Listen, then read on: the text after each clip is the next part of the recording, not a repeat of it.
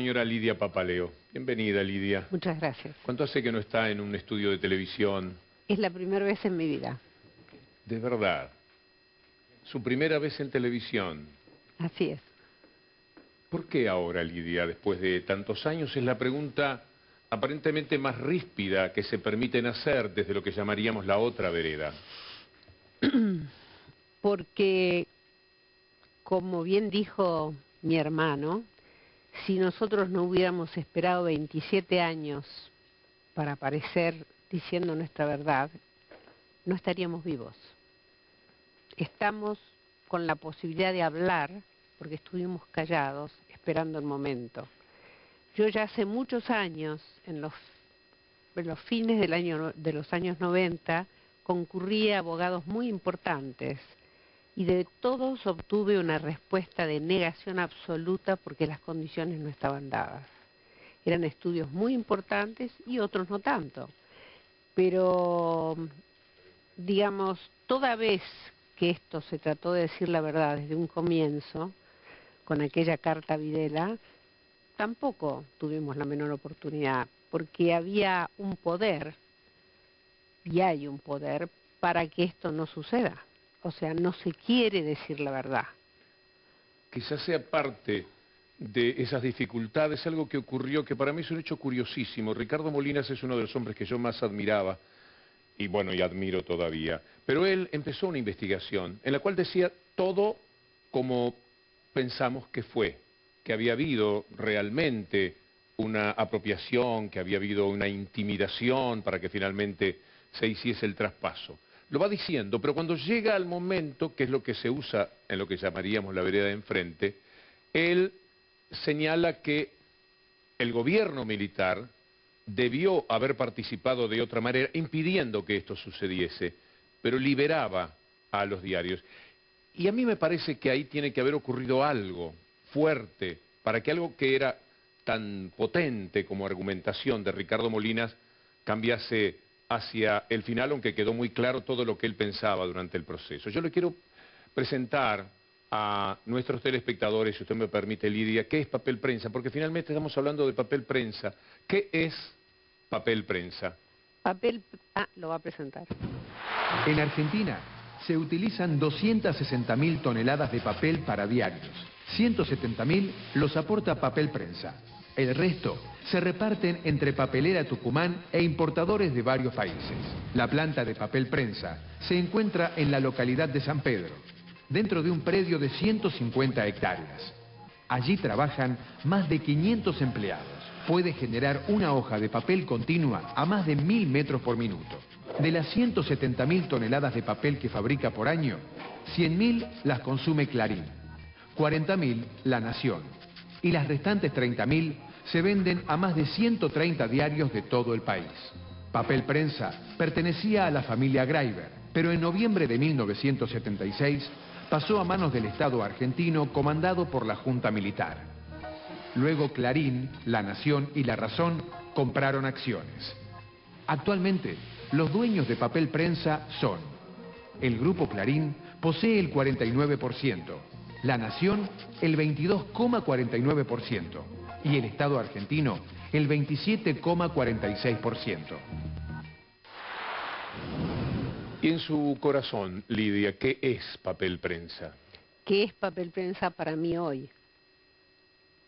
Papel prensa, cuando yo la conocí, no sabía bien qué era. Con los años sí aprendí muy bien, y lo que sé, y por lo que estoy luchando, es para que mi país tenga una empresa que le da la posibilidad de que todo aquel medio de expresión que necesita papel lo pueda usar. El diario Clarín tituló en estos 2 o 3 últimos días que usted había declarado que había hecho el traspaso, había firmado, no estando presa. ¿Cuál parecía una aclaración puesta como título en un diario muy vejatoria de la inteligencia? Usted no estaba detenida en el momento que hizo el traspaso. No, eso no significa que estaba en situación de libertad. No estaba dentro de una prisión, no estaba dentro de una cárcel, pero estaba amenazada desde la muerte de mi marido, a partir de la muerte de mi marido, estaba amenazada permanentemente, y cuando llegué a mi país el 16 de septiembre de 1976, me encontré con diarias visitas de personas sumamente importantes que nos decían que debíamos vender todos nuestros bienes porque estábamos mal vistos para el Estado, por la Junta Militar, y además que no teníamos ninguna posibilidad de elección. Por ejemplo, el presidente de Papel Prensa, que era un empleado de mi esposo, me citó en un lugar y me informó a quién debía vender, dado que la orden era no extranjeros, no colectividad judía, y que ya tenía que hacerse todo en forma muy rápida. Hubo mucha gente. Manrique le dijo lo mismo a mi cuñado. Posteriormente yo fui al velatorio de su esposa, donde me repitió exactamente lo mismo. Mirá, deben vender todo ya porque ustedes no tienen ninguna posibilidad. Esto acompañado de todos los días, sobre todo, por ejemplo, la revista Somos y otros medios como Gente y otros también, que nos hostigaban tratándonos obviamente de ladrones, estafadores, etcétera. Como no la iba a aconsejar Manrique, estamos hablando de meses que van entre la muerte de su esposo en agosto y noviembre. El 15 de septiembre, según la investigación de Ricardo Molinas, reconoció Macera y también Martínez de Oz que ya ellos creían que los Greiber tenían vinculación con los montoneros. En ese periodo en el que Manrique y también un señor Martínez Segovia le aconsejaban que vendiese porque la situación iba a ser irresistible, se leía en los diarios de entonces, octubre, vamos a ver, una cronología que es muy interesante. En agosto muere el señor Greiber en un accidente. No. No un accidente, según Lidia. La Nación publica el 11 de octubre de 1976, lo implican el grupo Greiber en una quiebra fraudulenta. Octubre 15 de 1976, lo acusan de actividades ilegales e impune. Octubre 22 de 1976, la columna editorial del diario pide que lo investiguen. La Nación, 24 de octubre del 76, lo involucran en un gigantesco fraude. Clarín, 28 de octubre de 1976, lo acusan de recibir ventajas y privilegios. 2 de noviembre, 5 días después, ¿qué fue lo que ocurrió el 2 de noviembre, Lidia? Yo firmé una documentación que nunca leí de la venta de Papel Prensa. En realidad, de las acciones B y C. Nunca firmamos llamativamente las acciones A, que eran las más importantes, que en parte estaban en Galería de Vinci y en parte con en el nombre del señor Janover.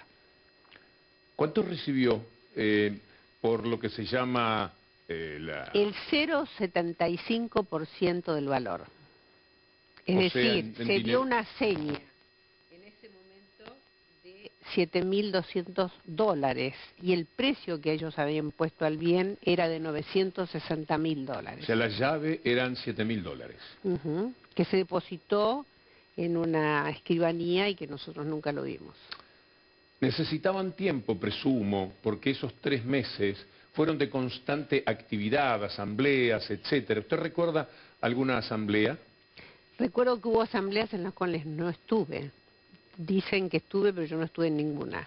¿No fue yo conocí Papel Prensa cuando fui a esta asamblea del 20 de mayo. ¿Fue en esa asamblea o fue el 2 de noviembre que usted conoció a Mañeto? El 2 de noviembre.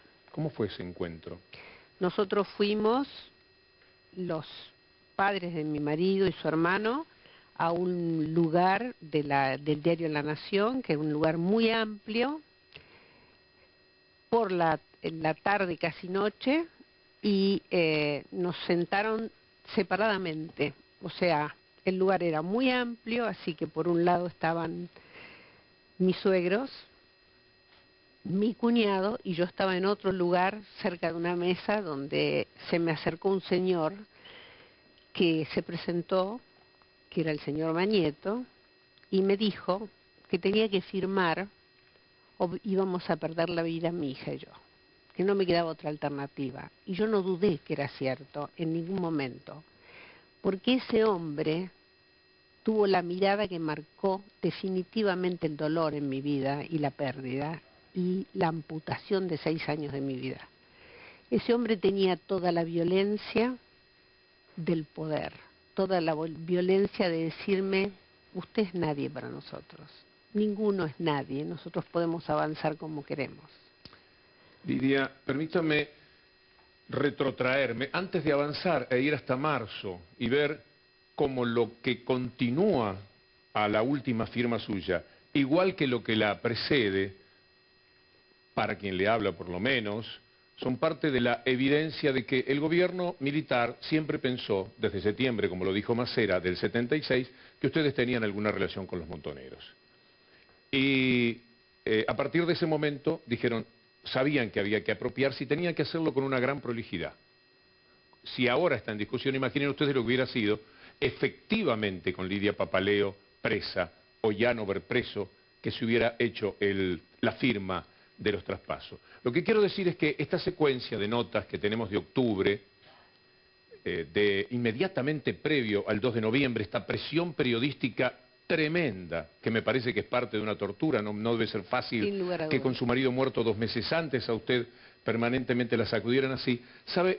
Se llegó a esto gracias al diario Tiempo Argentino, porque hace 3 meses Isidoro Graiber fue quien le dijo a los periodistas, a Cintia Ottaviano y Alonso, les dijo, busquen en octubre de 1976, porque me tenían cansado. Él leía y sufría, evidentemente, porque le dijo a los periodistas, y ellos fueron a buscar, lo que de otra manera es imposible encontrar, porque es como andar detrás de una aguja en un pajar.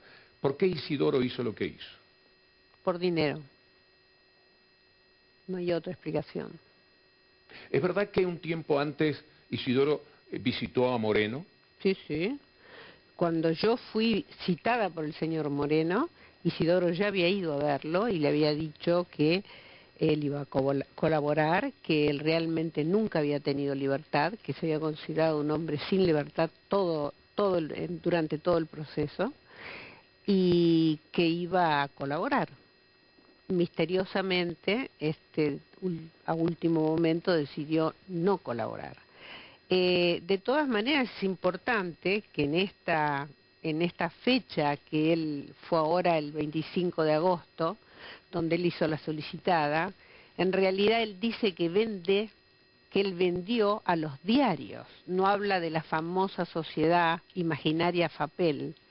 Entonces, él se contradice seriamente, pero lo que es importante, que en las contradicciones también hay parte de su verdad, que es la que digo yo, que fui tan partícipe como él.